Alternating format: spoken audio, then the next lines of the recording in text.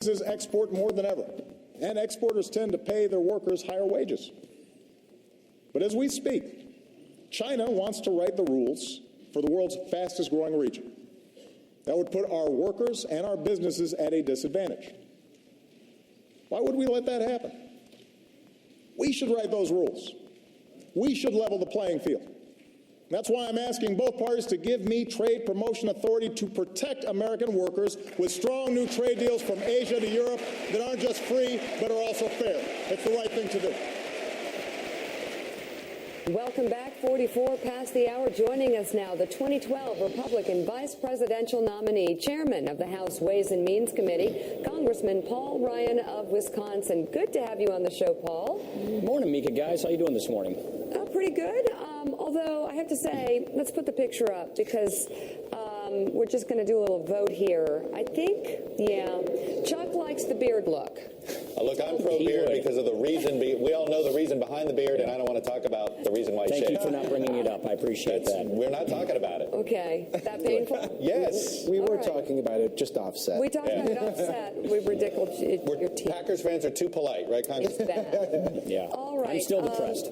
So, Paul, Congressman, you said you chose not to run for president. One of the reasons is that you want to stay on Ways and Means and finish the job there, work on. I guess that's a hopeful sign that maybe you think there's some optimism to be had about what could get done. My question to you would be, what do you do to lead back and work with this president? And where are the opportunities for some sort of common ground that would lead to action? Well, your lead-in was the perfect example, trade. I agree with every word he said in the speech with respect to trade and Asia and getting in there and helping write the rules instead of China writing the rules. The president's in the middle of negotiating a trade agreement with Asian nations, representing 40% of global GDP. This means more jobs for America. This means more exports for us. This is something we have to get on top of, and I agree with him on that. We'll see if we can get a tax reform package done. I'm glad that he sort of held back on the partisanship and the demagoguery. I guess I'd say in his speech, he dialed it down a bit from we're used to seeing more divisive partisan speeches from the president. He didn't do that as much. I think that's a good thing. I got to say, the guy is a really gifted communicator. I mean, the solace I got out of that aside is that the Democrats don't have everybody in the stable who can match that. But he gave a very good speech, a gifted speech. I think there were some areas of common ground there. What worries me a little bit about this speech, though, Mika, is just sort of the alternative universe he painted on like the economy and foreign policy.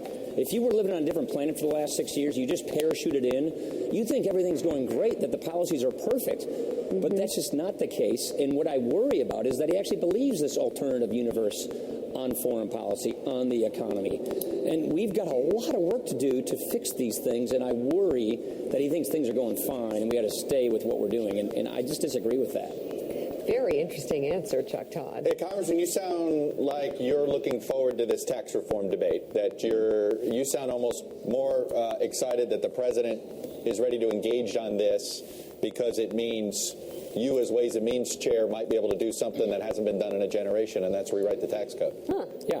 Look, I mean, he just offered a big tax increase. He knows we're not going to do that. I'm glad he dialed down on the partisan class warfare rhetoric on that yesterday, because he knows we're not going to raise taxes. The last thing the economy needs is a big tax increase. I think the key secret to a healthier economy with more opportunity, getting people from welfare to work, growing this economy is tax reform. It's a screwed up tax code. We need to fix it.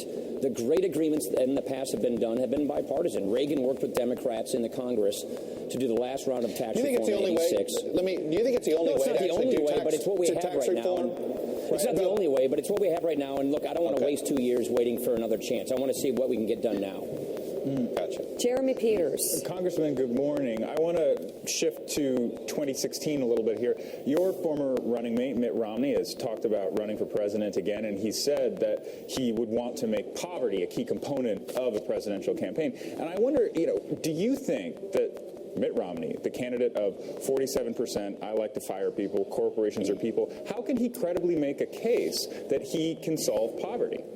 Because I know who Mitt Romney is. I know what's in his heart. I know what he really feels and believes in the man and the family. And this is a man who is deeply concerned about those who are less fortunate. This is a guy who really does want to see everybody in this country reach their potential. Look, I've spent a lot of time on this issue. You may know that this is very near and dear to my heart. It's one of the reasons why I'm staying on as chairman of Ways and Means and not doing other things, because I think this country has to address poverty head on.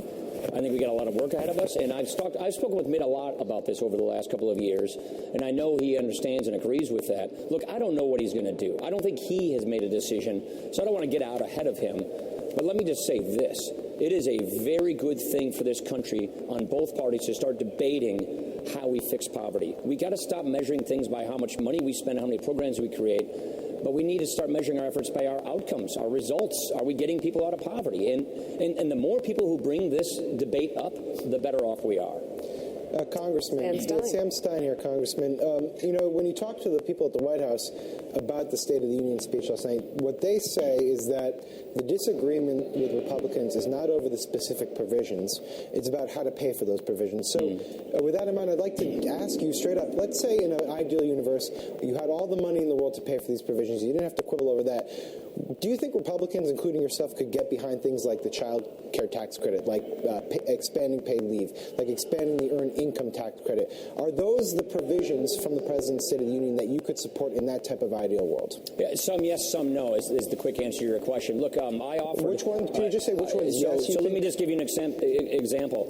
I think the EITC is one of the smarter ways of getting people from welfare to work. I think it's Uncle Milty. We call him Milton Friedman affectionately Uncle Milty. It was really his idea to begin with. So I think the EITC, if done correctly and reformed and the fraud is taken out of it, is a really good thing to pull people in. And I think expanding EITC to childless workers, it's a proposal I put out last summer. It basically mirrors the president's proposal. So I think there are areas here where we can find common ground. Some of those we probably say no to, but some of them I think there are yes. We want to get a transportation bill done. We know we need to do this. We have the Highway Trust Fund going bankrupt this spring. So there are things that I do think we can find common ground on. And what helps is lower the partisanship, lower the demagoguery. And by the way, if Republicans don't agree with you, don't impugn their motives. And he didn't do that as much. I mean, he had these veto threats, but that's a good start. So let's just really work hard at trying to find common ground, and don't take our proposals out of context, graft on something that we don't like, and then say we're against it because he's offering it. That's something that just doesn't bode well for getting things done. And so I just hope that the tone continues that makes it easier for us to reach common ground. A hopeful, positive, optimistic Paul Ryan. Chuck? Uncle Milty? Are you referring to Milton Friedman as Uncle Milty? Yes. Sorry, it's just an affectionate term. I was just going to say Milton Berle, Milton Friedman, all those Miltons. They run together. Congressman Paul Ryan, thank you. It's so good to see you. Thank you very much. Still ahead, we have Senators John